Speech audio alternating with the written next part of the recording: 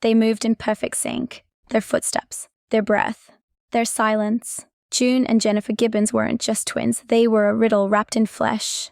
Born in 1963 to Caribbean immigrants living in Wales, the girls were inseparable. But they weren't like other siblings. They didn't speak, not to their classmates, not to their teachers, only to each other, in whispers, in their own language, fast, unintelligible, private. It was like watching two humans detached from the world, trapped in a silent mirror. The other kids mocked them, called them freaks. Teachers said they were possessed. Psychologists couldn't get through to them, so they were left alone, left to spiral. At home, they created entire fantasy worlds with dollhouses and journals, dark, twisted tales full of crime, sex, and violence. They'd write for hours in silence, whole novels, parallel worlds, all from the minds of two girls who refused to speak. As they grew older, the silence turned toxic. Their bond became dangerous. If one laughed, the other cried. If one wanted to eat, the other starved. They mirrored each other so intensely that it seemed like one had to suffer for the other to exist.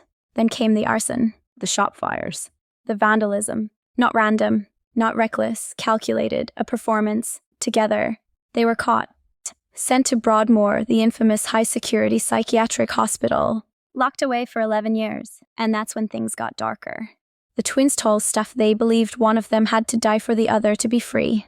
They said it openly, casually. Jennifer once wrote in her diary, "We have become fatal enemies in each other's eyes. One of us is going to have to die." In 1993, that's exactly what happened. The twins were finally approved for transfer to a lowest security facility. But just hours before the move, Jennifer suddenly collapsed.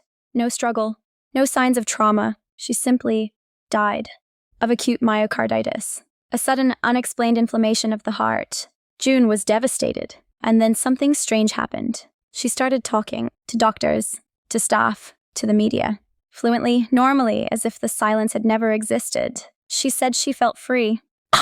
Was Jennifer's death an accident, or was it some psychic pact fulfilled? To this day, no one can fully explain their bond or Jennifer's sudden death. Some believe it was supernatural. Some say it was psychological. Others? They just call them what they always were, the silent twins.